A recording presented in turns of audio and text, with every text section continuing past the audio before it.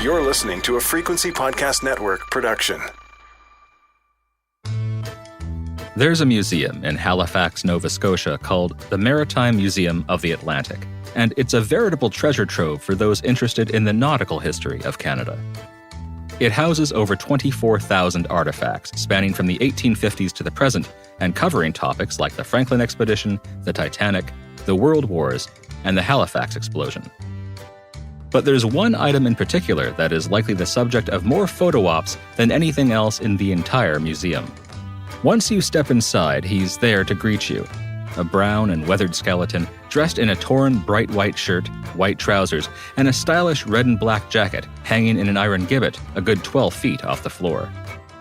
His chained arms dangle at his sides. His complete set of impossibly white teeth gleam at you from behind his cage in an almost cheerful grimace, as if you caught him in an embarrassing situation, but he's decided to make the best of it, to grin and bear it. A stuffed seagull sits placidly above his head, nestled on the wooden beam that holds his gibbet in place. On the brick wall, in line with the corpse's dangling toes, a bright red sign provides some context. A pirate's fate. He looks like he was plucked from Disneyland's Pirates of the Caribbean, but this isn't just any old pirate. This grim yet strangely approachable figure is a recreation of the first person in Canada to be tried and executed for piracy. And he has a story worth sharing.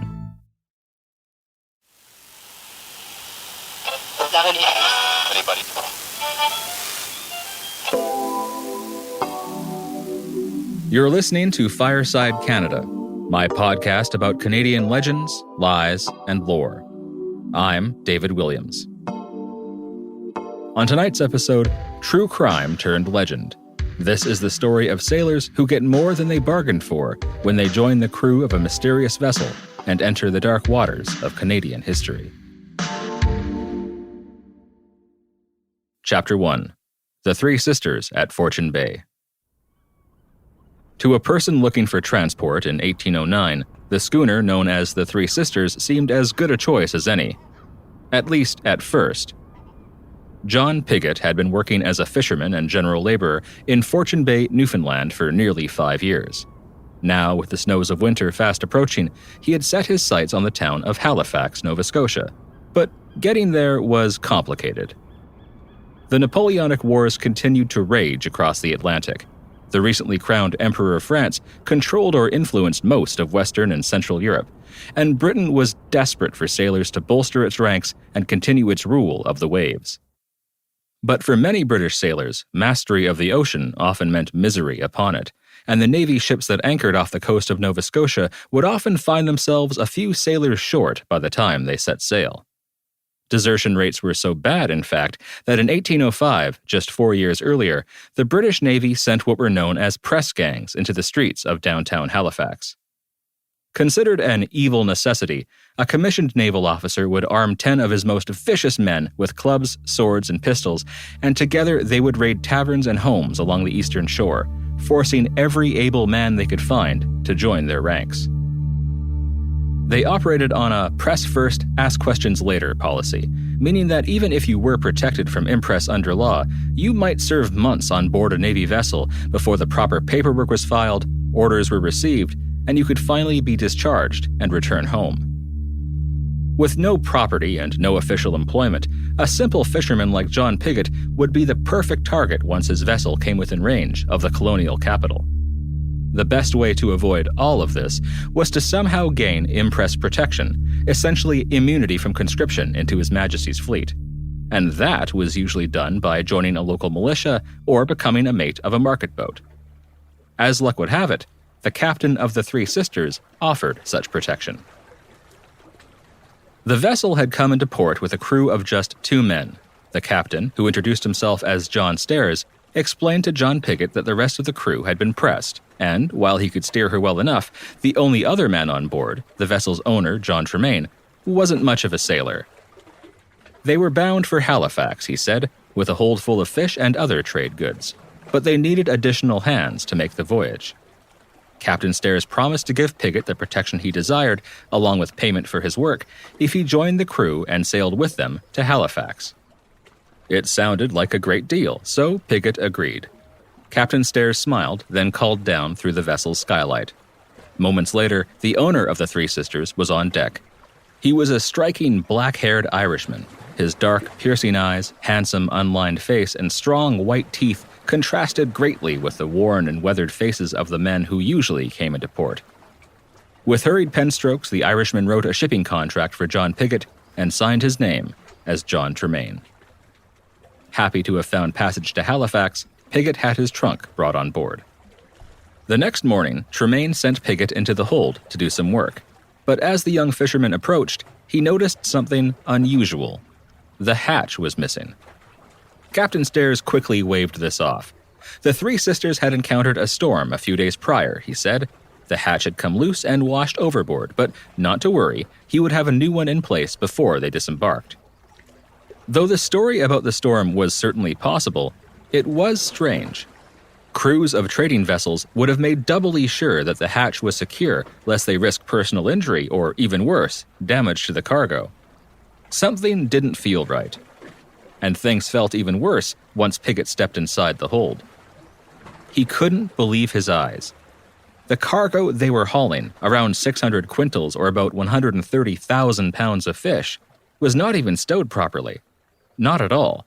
Instead it was, as he put it, tossed carelessly about. This was not a vessel of established merchants run by a diligent crew. It was more likely, Pigott thought, that the Three Sisters had been stolen. Back on deck and in the light of a new day, there were other troubling signs. Aside from the ship's owner, John Tremaine, and the ship's captain, John Stairs, the Three Sisters was host to 5 other souls: Tremaine's wife, Margaret, and their 4 ragged-looking children dressed in scraps of calico. Pigott recalled how he was told that the former crew had been pressed into naval service, but Captain Stairs had promised Pigott that he would be protected from press gangs. If that were true, then why was the former crew not given the same protection? It was a strange offer, and the offer came from a strange man. Despite proclaiming himself as captain, there was something about Stairs that suggested he wasn't really all there. Oddly young for a captain, Stairs seemed melancholy, withdrawn, and, frankly, a little slow. The ship's owner, Tremaine, on the other hand, seemed nervous and on edge. Constantly pacing the deck and drinking his way through the rum they had in their hold, Tremaine seemed eager to set sail. He routinely snapped at his wife and obsessively studied each ship that came into port. He was also bringing a fair number of goods on board and paying a much higher price here in Fortune Bay than he would in Halifax, their supposed destination. No, nothing seemed right about this at all. They were scheduled to depart the following morning, and John Pigott decided he wanted out.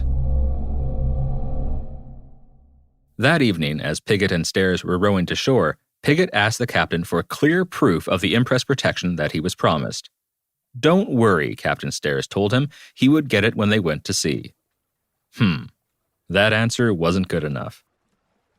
Once on shore, Pigott met a captain of a brig that was anchored in the bay and asked him for some quick advice. He explained the nature of his contract and asked if someone like Stairs was even capable of offering impress protection. According to the captain of the brig, he was not. No simple captain of a tiny schooner could grant immunity from the press gangs of His Majesty's Navy. Unless he had a vested interest in the merchant ship's stores, Pigott was ripe for the picking. It was clear now that Captain Stairs had lied. But by catching him in that lie, Pigott felt he now had the means to legally break his contract. If the masters of the Three Sisters were unable to provide him with the protection as they had promised, then his contract would be void, and he would be spared from serving on a vessel that had all the marks of being stolen. Pigott quickly found Captain Stairs outside a compting house and gave him an ultimatum. Either Stairs would provide him with his protection right this second, or he was out. He would consider himself released from his contract, and they would have to find another hand for the voyage. Stairs nervously asked Pigott to wait a moment, then ducked inside the office and reappeared with John Tremaine and 2 other men, a Mr. Thorne, who was the proprietor of the compting house, and a justice of the peace who didn't give his name. John Tremaine listened carefully to Pigott's grievances and then ordered Mr. Thorne to issue a bill of lading for 100 quintals of fish in Pigott's name, thus making Pigott responsible for 1/6 of the vessel's stores. This changed things.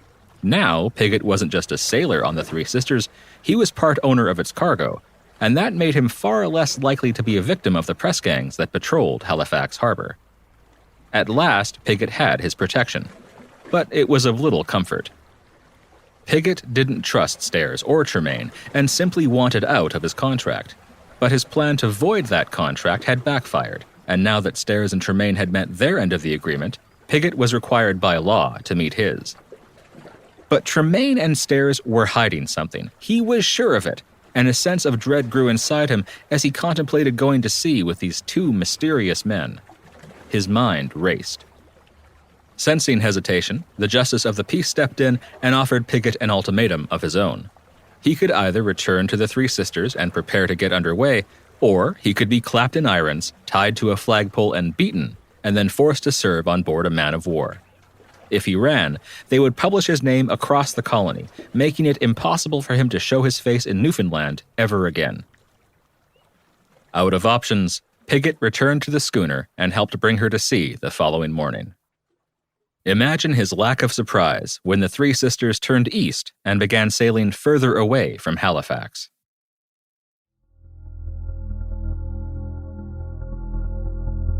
Chapter 2. Real Names Revealed. Piggott was right. A few days after leaving Fortune Bay, the schooner arrived at a tiny port town even further east, St. Mary's, Newfoundland, nestled in a southern crook of the Avalon Peninsula. Once there, he confirmed another suspicion. The two men who hired him were not who they claimed to be. Captain John Stairs was no captain at all, but rather a simple sailor named John Kelly. The man who called himself the vessel's owner went by John Tremaine only on paper. His real name was Edward Jordan.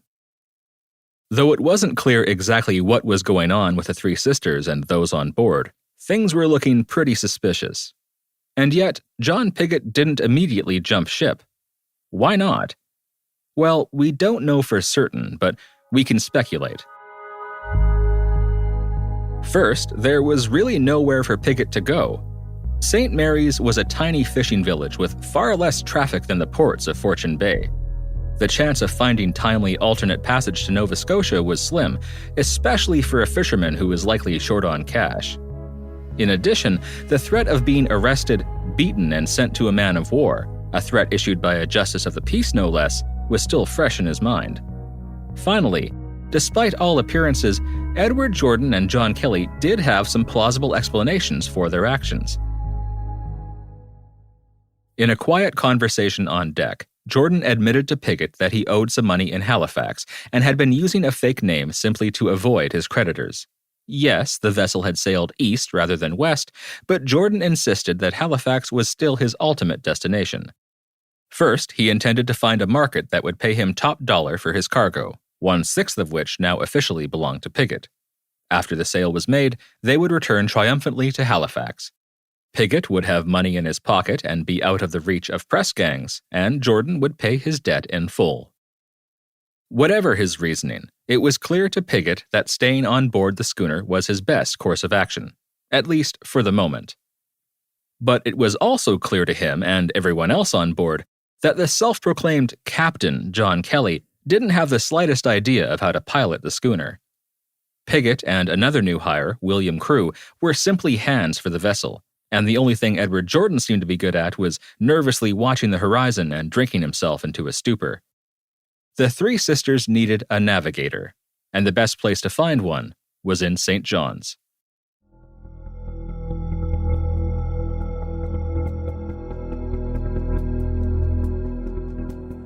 Chapter 3. St. John's. On October 19th, Jordan and Piggott were sitting in a private room near the docks of St. John's, Newfoundland. Shortly after leaving St. Mary's, the Three Sisters was becalmed along the southern tip of the island. This would have been agonizing for Jordan, a man who hated staying too long in any one spot. He managed to signal a passing ship and had them send over a rowboat. Then, leaving the vessel in the hands of John Kelly, Jordan and Piggott headed for St. John's. Their plan was to find a competent navigator, sign him on, and then rendezvous with the Three Sisters at the Bay of Bulls, about 30 kilometers south of the city. When Patrick Power entered the room, they knew they had their man. A veteran captain and navigator, Power was as tough as nails. He told them that he was preparing to return to Ireland, as he did every year in October, to stock up on supplies for the spring fishery. Jordan's ears pricked up at the mention of the Emerald Isle, and he hired Power immediately, noting in the contract that Power would be responsible for helping them reach not Halifax, Nova Scotia, but rather Limerick, Ireland. He signed his name once again as John Tremaine. The next several days were spent waiting and watching for someone who could ferry the three men south to the Bay of Bulls. At least, that's how Power and Piggott spent their time. With the exception of one casual dinner at a local merchant's home, Edward Jordan spent most of his time locked inside his room with a bottle of rum. When asked why, he explained that he actually owed money to people in Halifax and St. John's. He didn't have the money to pay them either, so it would be best if he kept out of sight. Days later, Jordan, Piggott, and Power had finally found a boat that could take them south. But when they reached the Bay of Bulls, the Three Sisters was nowhere to be found. Promising the boatmen more money, which Jordan certainly did not have, the group patrolled the southern shore until an hour after dark, when they finally found the schooner anchored much further south, outside of Trepassey, Newfoundland. It was not a happy reunion.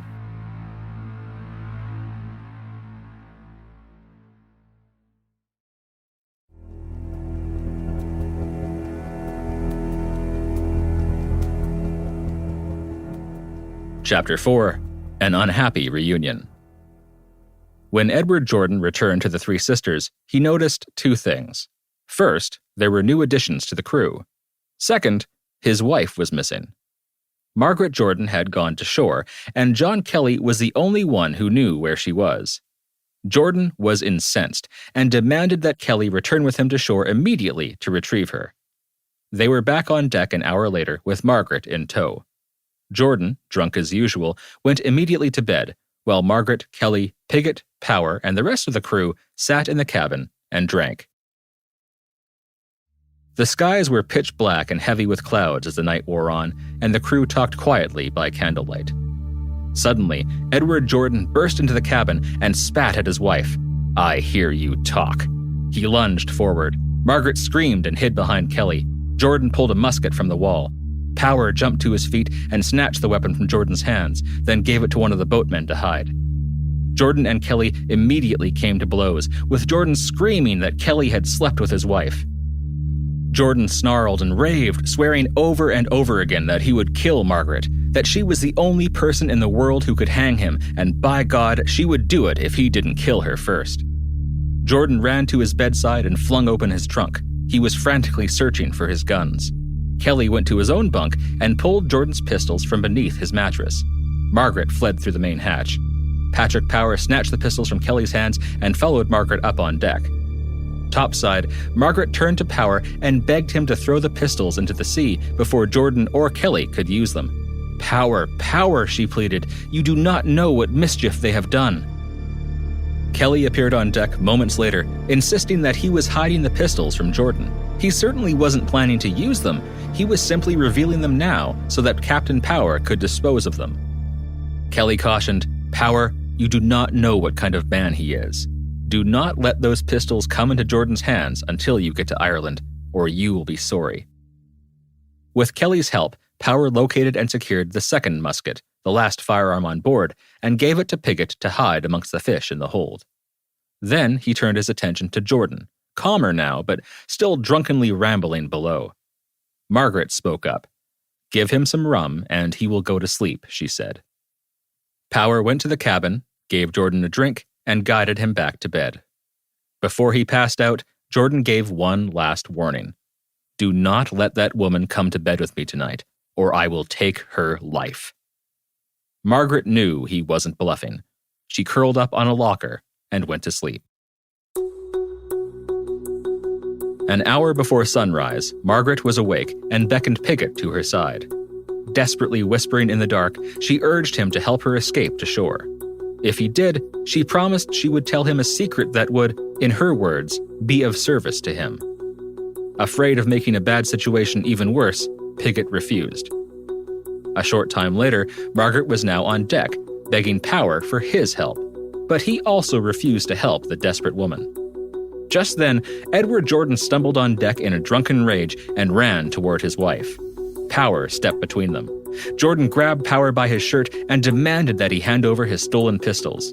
Margaret Jordan screamed and crouched behind the captain. "He will kill me," she said. "You wouldn't let me ashore, and now he will kill me. My blood is on your hands." Jordan seethed with anger and accused Power and everyone else on board of sleeping with his wife. Yet, somehow, the rugged navigator managed to calm the murderous Jordan to the point that, in an even, gentle voice, the drunken Jordan managed to make a simple request. He wanted to speak to his wife Margaret in private. If she agreed to join him alone in his cabin, he promised he would not totally kill her. Who could say no to that? Amazingly, Margaret did as requested, and apparently, the couple remained on good terms for the rest of the day. Thanks to some quick thinking and most likely extensive experience with angry drunks, the crew of the Three Sisters had managed to avoid bloodshed. But their problems were just beginning.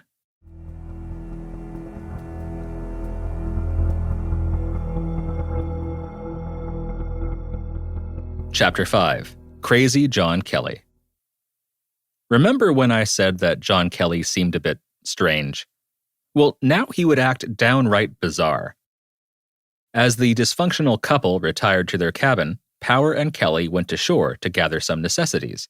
But when it came time to return to the schooner, Kelly flat out refused to go back. You couldn't blame him, really. He had nearly been shot the night before by a drunk and dangerously jealous man. But there was something else, some other reason behind his fear that Kelly wouldn't share. When Power pressed him, Kelly blurted out the first ridiculous excuse that popped into his head. He was jumping ship, here and now, in a small fishing village on a bleak autumn day, leaving his trunk and all of his belongings behind, because he was engaged to be married that same evening. Apparently, the hapless ship's hand-turned-captain had somehow met Mrs. Wright, and she was waiting in Trepassey for his hand in marriage. Needless to say, Power didn't buy it. He urged Kelly to stay on and complete one more sailing to the Bay of Bulls, the last stop before Ireland. Kelly moped and complained, but ultimately agreed, much to the disappointment of his fake fiancée, no doubt. Both men returned to the ship, and Power began to take inventory of the vessel's provisions. He was only below for a few minutes when he heard a sound, a splash, and a call from one of his crew. Power ran on deck and looked over the side. John Kelly had thrown himself overboard and was now swimming through the icy water toward a boat heading for shore. Power ordered 2 men to pursue him, and it wasn't long before Kelly was back on board, soaking wet and shivering. After a brief but stern chat from his new captain, Kelly regained his composure and set to work on the rigging. Power returned to the inventory, until, a few minutes later, another splash. You guessed it, Kelly was back in the water. This time, he swam to one of the rowboats, heaved himself aboard, and began rowing like a madman to shore. Power had had enough. He jumped into the second boat and gave chase, catching up with Kelly just as he reached the shore. Everyone watched from the side as Power leapt to the dock and knocked Kelly down with a single punch. Leaving him a pathetic mess on the wharf, Power tethered the boats together and returned to ship alone. Now, you might think that would be the end of it. John Kelly wanted to leave the vessel, and he got just what he wanted, albeit with a little bit of bruising of his face and his pride. Most people would have taken this opportunity to leave a bad situation behind them. But Kelly wasn't like most people. Kelly was different. So different that even Edward Jordan, the murderous alcoholic, thought he was, quote, stupid and deranged. For some reason, maybe it was out of pride or concern for poor Margaret, or simply to collect the things he left behind, John Kelly was back on board just a few minutes later.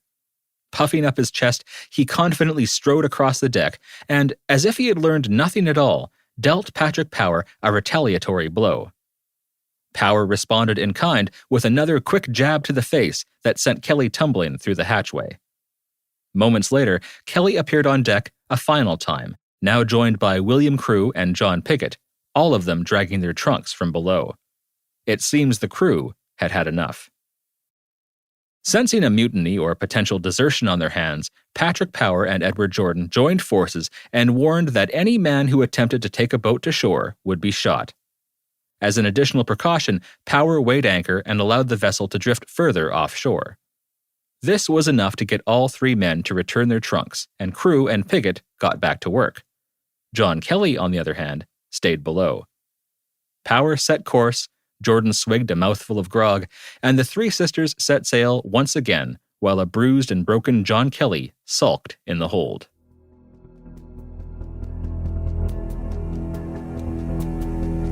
Chapter 6. The Beginning of the End. One last stop.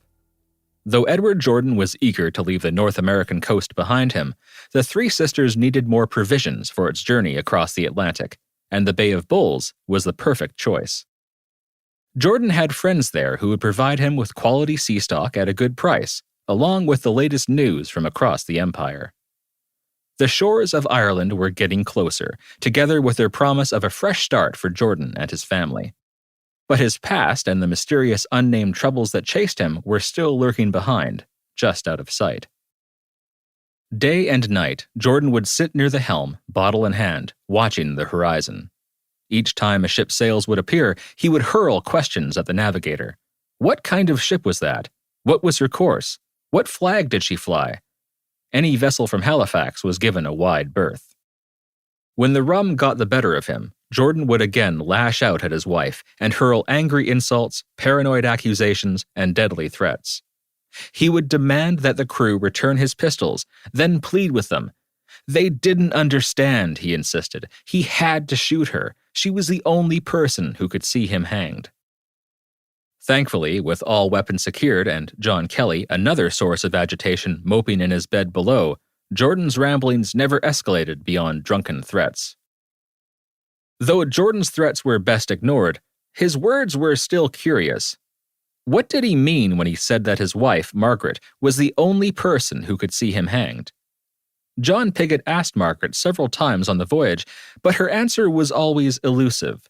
Her husband was confused, she said. He was intoxicated, irate. He didn't know what he was saying.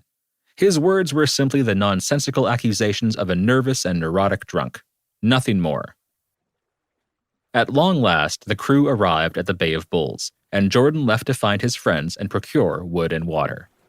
Meanwhile, Patrick Power and John Piggott accompanied Margaret ashore, where she was permitted, under their close supervision, to wash her children's clothing. After a time, Power left Margaret under Piggott's supervision and went to help Jordan with his goods. But when Jordan learned that his wife had come ashore, he became, as Power would later testify, greatly disturbed, and ordered everyone to return to the vessel. Power, Piggott, and Margaret did as ordered, and Jordan followed minutes later.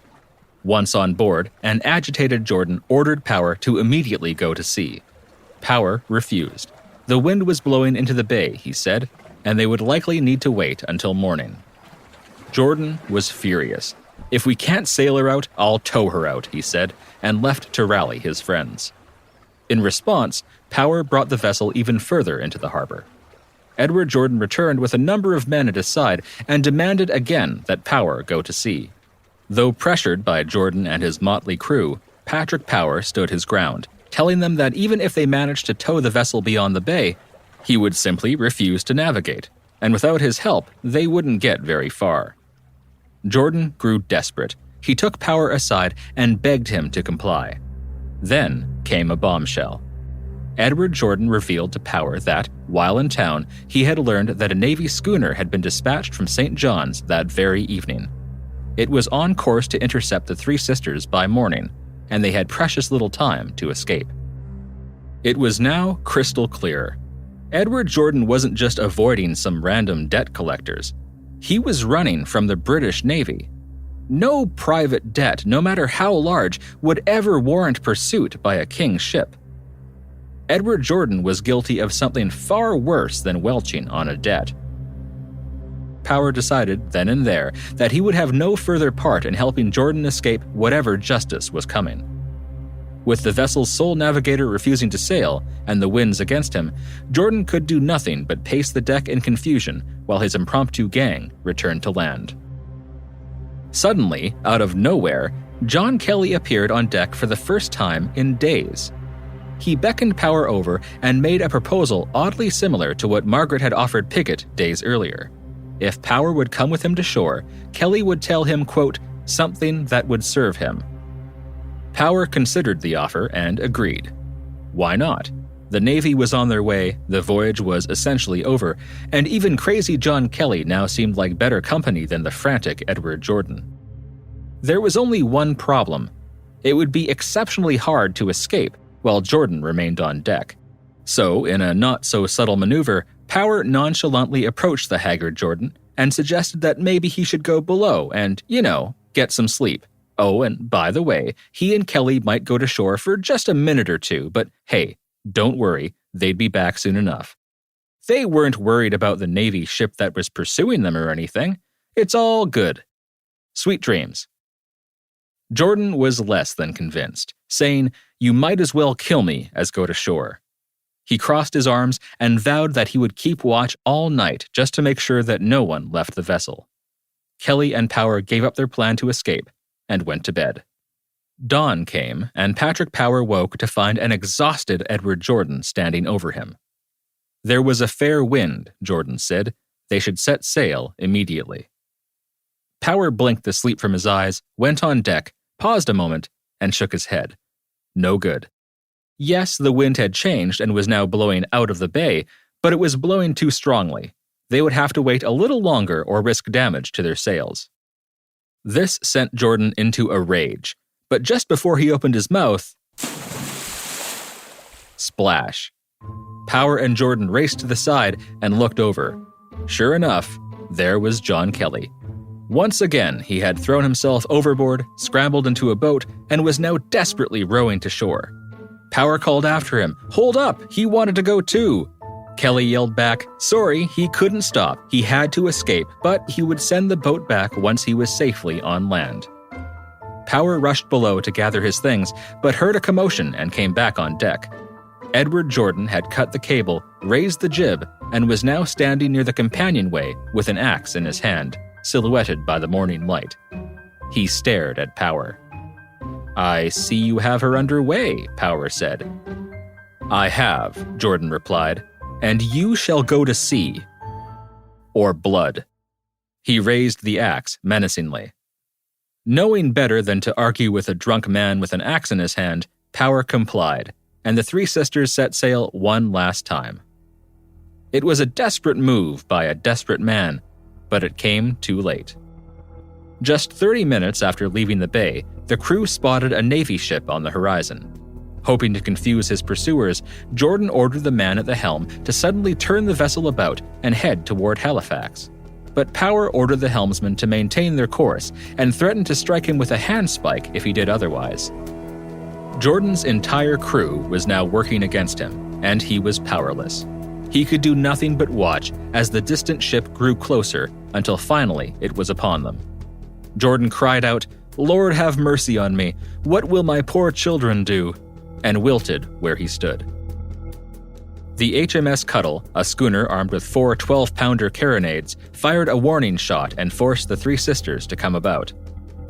The ship, her crew, and passengers were captured without incident and brought to Halifax. There, John Piggott, William Crew, and Patrick Power would learn that Piggott's early suspicions had been correct all along. The three sisters had been stolen, its original crew murdered, and Edward Jordan, Margaret Jordan, and John Kelly were wanted for murder, piracy, and robbery.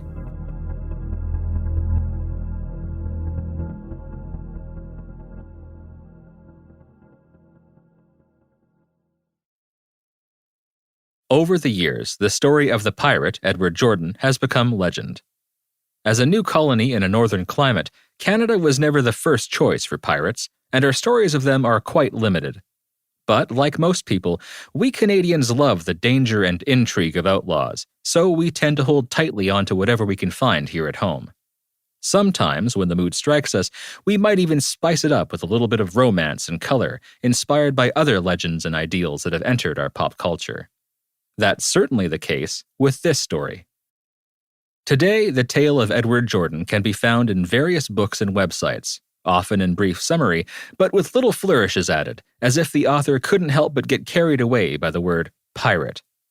In some accounts, Edward and Margaret snuck aboard the three sisters in the dead of night and slaughtered the crew with no motive beyond a psychotic thirst for blood and a desire for piratical freedom on the seven seas.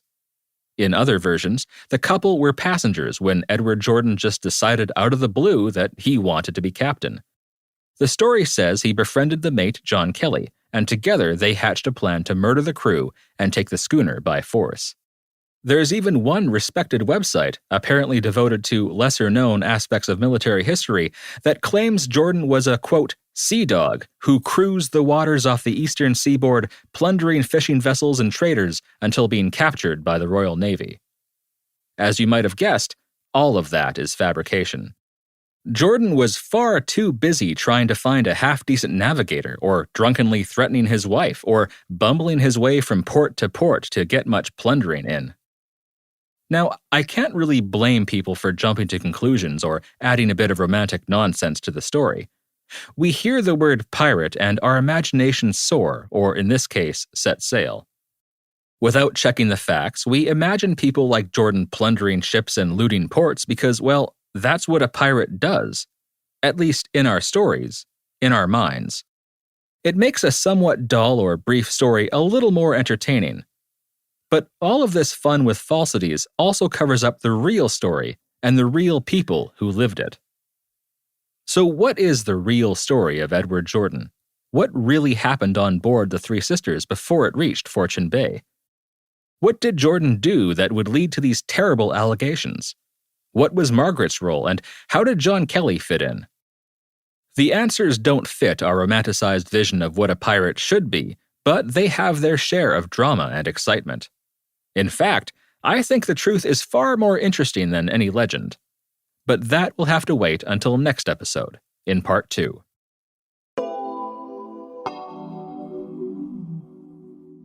That's it for this episode. Thank you so much for listening, and for joining me in becoming part of a Canadian folk tradition. Remember, if your next job offer seems too good to be true, you might want to look a little closer. You never know what happened to the last person who had your position. Fireside Canada is written and recorded by me, David Williams. Sound design and mixing is by Ryan Clark. If you enjoyed this episode, please consider giving this podcast a positive review. If you want to help even further, you can support me through my website. Every little bit helps to keep the fire burning and the Library of Legends growing. Learn more at firesidecanada.ca.